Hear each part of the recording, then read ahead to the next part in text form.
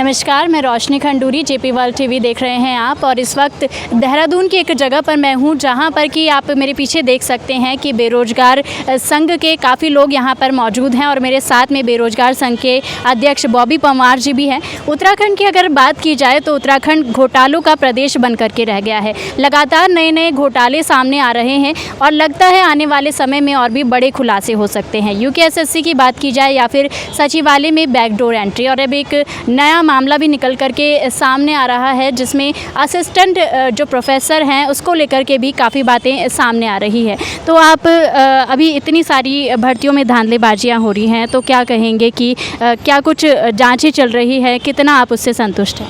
देखिए, जांचें जो चल रही है, अभी कुछ भर्तियों पर जांचें चल रही है, वो बीडीओ बीपीडीओ हो, वो वन दरोगा पर कल भी मुकदमा दायर हो गया है। तो जांचें चलेगी और चलती रहनी चाहिए, परंतु सरकार मौन क्यों है? जो तमाम मांगे हैं, जो हमने आज 9 मांगे जो हमने कही थी, उसमें सरकार मौन है और वो सरकार की जो मौन स्थिति है, मौन धारण है, उससे यहाँ का युवा परेशान है। सरकार को आगे आकर इसमें कार्रवाई करनी चाहिए। तो प्रदेश का युवा यही गुजारिश करता है यहाँ के सीएम से कि आगे आएँ और उन पर कार्रवाई करें। मैं जहाँ तक भर्ती घोटालों की बात है, वो यूकेएसएससी हो, यूकेपीएससी हो या विधानसभा सचिवालय, तमाम सहकारिता विभाग में या उच्च शिक्षा में और या स्वास्थ्य विभाग में जो घोटाले हुए हैं, वो आज ये लड़ाई जन आंदोलन बन चुका है और ये जन आंदोलन पूरे प्रदेश में फैल चुका है। प्रदेश के युवा आज सड़कों पर है। आज तमाम प्रकार से उत्तरकाशी, पिथौरागढ़ जैसे सीमांत जनपदों में भी रैलियां निकाल रहे हैं। तो कम से कम इस न्याय की लड़ाई में प्रदेश के बेरोजगारों को, प्रदेश के अभिभावकों को, प्रदेश के सामाजिक संगठनों को, प्रदेश के सामाजिक जो बुद्धिजीवी लोग हैं, उन सबको एक साथ आकर इस जन आंदोलन को लड़ना चाहिए और इसे मुकाम तक पहुंचाना चाहिए। जी, अभी जैसे कि तमाम नेता हैं, जब उनका नाम इस वायरल लिस्ट में सामने आ रहा है तो उनका कहना उसमें यही है कि मुझे फंसाया जा रहा है, और आपकी तरफ से भी जो लिस्ट दी गई है उस पर भी आप पर सवाल उठाए जा रहे हैं कि इनमें जो नाम है कहीं ना कहीं वो गलत है। नहीं, कौन सी लिस्ट की बात कर रहे हैं आप कि जिसमें गलत है? तो वायरल सूची है मंत्रियों की कि उन्होंने जो है अपने रिश्तेदारों को लगाया है। देखिए, एक तो वेरीफाइड लिस्ट है, उसको तो कोई नकार नहीं सकता। जो विधानसभा की सूचियाँ वायरल हो रही है वो वेरीफाइड है, उसमें स्टैंप लगी हुई है विधानसभा की, उसको तो कोई गलत नकार नहीं सकता कि कौन है। परंतु हाँ, इनके जो आईटी सेल है, राजनीतिक पार्टियों के आईटी सेल है, अगर दूसरे पार्टी पर आरोप प्रत्यारोप लग रहे हैं तो दूसरे पार्टी ने गलत तरीके से कुछ सूचियाँ वायरल की है, आप उसको वेरीफाई करिए, उस तरीके से आप उसको लॉन्च कीजिए। परंतु कुछ ये साफ स्थिति हो गई है कि कुछ तो है जो वेरीफाइड है, उसमें कुछ है। अभी उत्तराखंड के सभी लोग जानना चाहते हैं कि जिन लोगों के साथ में गलत हुआ है वो कब सड़कों पर आएंगे या फिर एक बड़ा आंदोलन का रूप लेंगे, क्योंकि सीबीआई जांच की मांग लगातार उत्तराखंड कर रहा है। देखिए, बिगुल बज चुका है, अब किसी को भी देरी नहीं करनी चाहिए और इस आंदोलन में कूदना चाहिए। जैसा आंदोलन उत्तराखंड बनाने के लिए लड़ा गया था, आज वो स्थिति 22 वर्ष की गंदगी को साफ करने के लिए और प्रदेश और इस देवभूमि को बचाने के लिए आज उत्तराखंड बचाओ आंदोलन, इस अभियान में सबको साथ आकर इस उत्तराखंड को बचाना होगा। जी, आप एक कह सकते हैं कि शुरुआत आपने इसकी की है, जो धांधलेबाजी हुई है कहीं ना कहीं आपसे शुरुआत हुई और आज मुझे लगता है कि पूरे उत्तराखंड वासियों को आपका शुक्रिया अदा करना चाहिए कि आपकी वजह से आज तमाम धांधलियाँ एक एक करके निकल करके सामने आ रही हैं। तो शुरुआत इसकी कैसे हुई वो हमारे दर्शकों को थोड़ा सा बताएं। देखिए, ये देवभूमि है, यहाँ पर जो अति करेगा अति का अंत होना तय है। भले समय लग सकता है, देर आए दुरुस्त आए, वो वाली स्थिति है। अब इसकी शुरुआत इस तरीके से हुई कि ये लड़ाई कोई एक दिन की लड़ाई नहीं है। आज अगर सोचूंगे कि ये सफलताएं मिली है, इस सफलता के पीछे 5-6 वर्षों का सड़कों का संघर्ष है, जेलों का संघर्ष है, मुकदमों का संघर्ष है। ये 5-6 वर्षों से हम झेल रहे हैं, प्रताड़नाएं झेल रहे हैं। हम जेलों में गए, हम पे मुकदमे लगे, तमाम प्रकार से हमें प्रताड़ित किया गया। उसके बाद अगर आज ये सफलता मिली है तो ये पूरा इस सफलता का श्रेय पूरे प्रदेशवासियों के उन युवाओं को जाता है जिन युवाओं ने प्रत्यक्ष अप्रत्यक्ष रूप से सड़कों में आकर या हमारा सहयोग करा था, उन सबको इसका श्रेय जाता है। और अब बात करता हूँ कि ये जो लड़ाई है, ये लड़ाई अब इसका दायरा सीमित नहीं रह गया है। अब इसमें देखिए, कोई ऐसा इस लड़ाई को राजनीतिक रूप ना देकर इसे इस तरह से लड़ा जाए कि राजनीतिक दलगत राजनीति से ऊपर उठकर इस लड़ाई को लड़ा जाए तो ज़्यादा बेहतर होगा। जी, जैसे कि लोग कह रहे हैं कि एक बड़ी मछली को इसमें पकड़ना होगा, तो अभी सादिक मूसा का भी नाम सामने आया है और कहा जा रहा है कि अभी के लिए वो एक बड़ी मछली है। तो क्या लगता है इन छोटी छोटी मछलियों के बीच में एक बड़ी मछली कब सामने आएगी, कितना समय लगेगा और युवा को कितना इंतज़ार करना पड़ेगा? देखिए, सादिक मूसवी एक बड़ी मछली तो हम उसे कह नहीं सकते, उसको मास्टरमाइंड ज़रूर कह रहे हैं, पर इससे पीछे भी बहुत बड़े बड़े मास्टरमाइंड हैं जो छुपे हुए हैं, जो सफ़ेदपोश लोग हैं। हम सीबीआई जांच की मांग इसलिए नहीं कर रहे हैं कि एसटीएफ ने कोई बुरा काम किया। एसटीएफ अच्छा काम कर रही है, हम उसके शाबाशी देते हैं कि एसटीएफ ने लगातार इसमें गिरफ्तारियाँ करी, परंतु एसटीएफ की भी एक सीमा है जिसके आगे वो नहीं जा सकती। इसलिए हम चाहते हैं कि इसमें अगर सफ़ेदपोशों को, बड़े बड़े मगरमच्छों को गिरफ्तार करना है तो उसके लिए सीबीआई जाँच अत्यंत आवश्यक है, क्योंकि ये घोटाला बिना किसी राजनीतिक शय के, बिना सफ़ेदपोशों की शय के नहीं हो सकता। क्योंकि ये जो घोटाला हुआ है जिसमें इतने लोगों की गिरफ्तारियां हो रही हैं, क्या आपको लगता है कि इसमें बड़े बड़े राजनीतिक लोग शामिल नहीं होंगे? बिल्कुल नहीं, ऐसा हो ही नहीं सकता। अगर राजनीतिक लोगों की गिरफ्तारियां नहीं हो रही हैं तो उसका मतलब है कि जाँच अधूरी है। अभी असिस्टेंट प्रोफेसर में भी मामला जो है निकल करके सामने आ रहा है, धांधलियों का उसके बारे में क्या कहें? धांधली तो नहीं कहेंगे उसको, लेकिन वो बड़ा ही संवेदनशील मुद्दा है। उसमें हाल ही में जो अभी असिस्टेंट प्रोफेसर के लिए जो विज्ञापन जारी हुआ था, उसमें जो पैटर्न रखा गया, एपीआई स्कोर रखा गया है, एकेडमिक परफॉर्मेंस इंडेक्स के आधार पे बच्चों को जो है शॉर्ट लिस्ट किया गया साक्षात्कार के लिए। मैं ये कहना चाहता हूँ कि उत्तराखंड की सरकार और ख़ासकर कि उच्च शिक्षा मंत्री धन सिंह रावत जी को, कि आपको इस बात का संज्ञान होना चाहिए था कि जिस एकेडमिक परफॉर्मेंस इंडेक्स को आप लागू कर रहे हैं असिस्टेंट प्रोफेसर की भर्ती में, हमारा जो युवा है, हमारा जो कैंडिडेट है पहाड़ का, जो बमुश्किल स्नातक परास्नातक में 60% अंक लेके आता है, विषम परिस्थितियों में अध्ययन करता है, क्या कॉम्पीट कर पाएगा बाहर के राज्यों के स्टूडेंट से जिनका एपीआई स्कोर 100 में से 80-90 है? इनको इस बात का संज्ञान होना चाहिए था। ये उत्तराखंड की सरकार जो है अपने नागरिकों के हितों की रक्षा करने में हर तरफ से नाकाम हुई है। बात महिला आरक्षण का मुद्दा हो, उसमें फेल हो गई। बात जो है राज्य आंदोलनकारियों का जो 10% का मुद्दा था, उसमें फेल हो गई। एपीआई स्कोर को लेकर फेल हो गई। इन्हें इस बात का पता होना चाहिए। ये आस पड़ोस के जो हमारे राज्य हैं, हिमाचल प्रदेश, अपने राज्य के हितों के, अपने नागरिकों के हितों के लिए उसने जो अभी असिस्टेंट प्रोफेसर का वहाँ विज्ञापन जारी हुआ, जिसमें उन्होंने पहले लिखित परीक्षा करवाई, उसके बाद साक्षात्कार करवाया। उसमें भी साक्षात्कार का जो वेटेज था वो कम रखा, ताकि वहाँ के जो नागरिकों का हित है वो बच सके बाहर के नागरिकों से। लेकिन हमारे यहाँ की जो ये सरकार है, पहले गूंगी बहरी तो थी, अब अंधी भी हो चुकी है।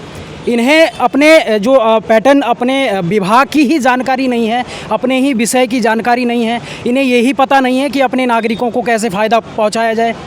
जब यूजीसी का रेगुलेशन है 2018 का, जिसमें पीएचडी को मैंडेटरी किया गया था 2021 जुलाई से, लेकिन उसको एक्सटेंड कर दिया गया कि 23 से इसको मैंडेटरी किया जाएगा। तो आप डिग्री कॉलेज में असिस्टेंट प्रोफेसर के लिए एपीआई क्यों ला रहे हो? इससे तो सीधा फ़ायदा जो है बाहर के स्टेट के कैंडिडेट को पहुँचेगा। तो हमारा जो छात्र है, हमारा जो कैंडिडेट है उत्तराखंड का, वो तो पिछड़ जाएगा। उसको कैसे रोज़गार मिलेगा? इस मुद्दे को बड़ी संवेदनशीलता के साथ, बड़ी गहराई के साथ लेना चाहिए। माननीय मंत्री जी को, धन सिंह रावत जी को मेरा उनको विशेष संदेश है कि इस मुद्दे को बड़ी गहराई से लें आप। ये बहुत ही संवेदनशील मुद्दा है। जैसे ही ये बढ़ती रद्द हुई थी हाई कोर्ट में विकलांग आरक्षण को लेकर, कुछ विशेष सूत्रों से हमें जानकारी मिली कि कुछ युवाओं को इसमें खलबली हो गई, क्योंकि पहले ही इससे 30-35 लाख रुपए जो है अंदर जा चुके थे, ताकि साक्षात्कार के आधार पे ही सिलेक्शन हो जाए। तो हमारा युवा तो कभी आगे आ ही नहीं सकता है। वैसे ही हमारे युवा का इतना जो है एक्सप्लॉयटेशन हो ही रहा है, शोषण हो रहा है। अब ये उच्च शिक्षा में भी एंटर कर गए हैं। तो मेरा माननीय मुख्यमंत्री जी से निवेदन है, और उच्च शिक्षा मंत्री धन सिंह रावत जी को ये सुझाव है और ये चेतावनी भी है कि आप इस मुद्दे को तत्काल संज्ञान में लीजिए और एपीआई स्कोर को रद्द करिए, ये ख़त्म करिए कि आप पुराने पैटर्न के आधार पे ही आप असिस्टेंट प्रोफेसर का भर्ती करवाइए। यही है। अभी जैसे कि 7 तारीख के लिए उत्तराखंड के बेरोजगार एकजुट होकर के बिगुल बचा चुके हैं, तो 7 तारीख का जो दिन होगा किस तरीके से खास होने वाला, और क्या लगता है कि इसका सरकार पर क्या कुछ असर होने वाला है? ये जो 7 तारीख का दिन हमने चुना है, ये हमारे जो बॉबी पंवार जी है, उनके संघर्ष का ये नतीजा है, क्योंकि वो भी हमारे जैसे एक साधारण परिवार से हैं। और ये हमें बड़ा अफसोस के साथ कहना पड़ता है कि ये लड़ाई हम उत्तराखंडी होने के बाद भी उत्तराखंडियों से ही है। हमने चुन के यहाँ पे अपने जो नेता है वो भी हमारे उत्तराखंड के हैं, उनको चुना है ताकि हमारे उत्तराखंड का हित हो सके। और आज ये दुर्भाग्य है हम लोगों का कि हम सब लोग उन्हीं से लड़ रहे हैं अपने राज्य को बचाने के लिए। उत्तराखंड सरकार हमारी इस काम का अगर सराहना करती तो हमें बहुत खुशी होती, बट वो ये सब चीज़ें नहीं कर रहे हैं। उल्टा वो इस चीज़ से ध्यान भटकाने की कोशिश कर रहे हैं ताकि युवा धीरे धीरे अपना जो उनके अंदर हिम्मत है वो तोड़ के भटक जाए। बट हमारे जितने भी नेता हैं उनका एक ही जवाब, जितने भी नेता हैं जब उनसे सवाल मीडिया पूछती है तो एक ही जवाब उनका होता है कि नियुक्तियां जो है नियमानुसार हुई हैं, ज़रूरत थी इसीलिए लगा दिया। तो इस पर आप क्या कहेंगे? अगर नियमानुसार हुई है तो आज हमारे उत्तराखंड के युवा सड़कों पे क्यों हैं और इतने सारे घोटाले सामने क्यों आए हैं? क्या इस चीज़ में अधिकारी ही है संलिप्त हैं या आप भी हैं, है ना, या आपके लोग हैं? ये चीज़ इसीलिए उत्तराखंड की जनता का ये मांग है अभी उनकी कि आप सीबीआई करवाइए। हम इस चीज़ से संतुष्ट है, उसके बाद हम कुछ भी नहीं बोले, जो भी चीज़ें होंगी वो सामने आएंगी। उत्तराखंड की जनता को सीबीआई की जांच अभी फर्स्ट प्रायोरिटी में है कि आप ये करवाइए, उसी चीज़ के लिए हमारी मांग है। बाकी जो भी चीज़ें होंगी, जो आरोप लग रहे हैं इधर पार्टियों से या युवाओं से, जो भी चीज़ें वो अपना पे निष्पक्ष तरीके से बाहर आ जाएंगी। अभी ये सिर्फ एक भर्ती निकल करके आई है, क्या लगता है कब से ये जो है घोटालेबाजी हो रही थी या फिर और कितने घोटाले निकल करके सामने भी आ सकते हैं? देखिए, मुझे तो ये लगता है हमारा उत्तराखंड जब से बना है तब से ये सारी चीज़ें चल रही है। आज की डेट में ये चीज़ें सामने सिर्फ इसलिए आई हैं क्योंकि सोशल मीडिया हो गया, हम लोग एक दूसरे को जान पा रहे हैं, सुन पा रहे हैं, पढ़ पा रहे हैं, इसलिए हम लोगों को ये चीज़ें पता लगी। नहीं तो ये शुरू से ही चला आ रहा है। अगर ये शुरू से नहीं चलता, आज चल रहा है, तो आज की सरकार ने इस पर इमीडिएट एक्शन लेना चाहिए था और तुरंत इस चीज़ का खुलासा करना चाहिए था। यानी आपको पहले से इन चीज़ों का संज्ञान था और आपने इन चीज़ों को बढ़ावा दिया। आज जब उत्तराखंड की जनता सड़कों पर उतरी है तो आप उनका ध्यान भटकाने की कोशिश कर रहे हैं, जो बिल्कुल इस बार नहीं होगा। चाहे सड़कों में लास्ट दिन तक बैठना पड़े, जब तक आप सीबीआई नहीं करवाएंगे तब तक जनता ऐसे ही सड़कों में उतरती रहेगी।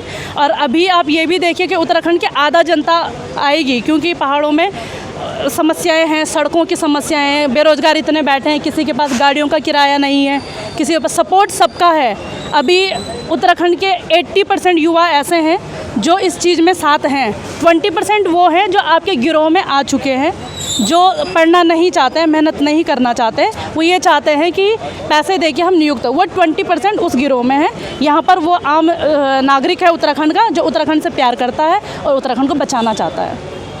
ऐसे में दो चीज़ें निकल करके सामने आ रही हैं। कुछ लोग चाहते हैं कि भर्तियां रद्द हो, कुछ लोग चाहते हैं कि जिन लोगों ने अपनी मेहनत से परीक्षा पास की थी उनका नुकसान ना हो। तो इन दोनों की मन की बात को रख पाना कितना मुश्किल होगा या फिर किस तरीके से इसको किया जा सकता है? अब तो ये शासन पे और मुख्यमंत्री जी से पे डिपेंड है कि वो कैसे देखते हैं। बहरहाल जो भी परिस्थिति और स्थिति चल रही है उसके अनुसार नामुमकिन है कि ये श्रेष्ठ राज्य बने, हमारा राज्य बिल्कुल नामुमकिन लगता है। तो ये हित में होगा कि सरकार जो भी फैसला ले सबके हित में हो। मैं चयनित नहीं हूँ, फिर भी उन चयनित छात्रों के हित के लिए कह रही हूँ कि वे सजग रहें। आज आपका चयन होगा परंतु बाद में भविष्य में आपके भाई बंधु अधूरे रह जाएंगे, उनका चयन नहीं हो पाएगा और आपके राज्य की स्थिति उन बिहार से भी बदतर हो जाएगी। मैं ये कहना चाह रही हूँ। तो बस यही है। तो उम्मीद करते हैं कि 7 तारीख का दिन होगा जबकि उत्तराखंड के सभी बेरोजगार सड़कों पर उतरेंगे और सरकार से सीबीआई जांच की मांग करेंगे। साथ ही उन्हें उम्मीद पूरी है सरकार से कि उनकी बात सुनी जाएगी। अब देखना ये होगा कि 7 तारीख के दिन क्या कुछ विशेष होता है और क्या सरकार की आंखें खुलती हैं या नहीं खुलती हैं। तब तक के लिए बनी रहिए जेपी वर्ल्ड टीवी पर। मैं रोशनी खंडूरी, कैमरामैन अंकित बिस्ट के साथ।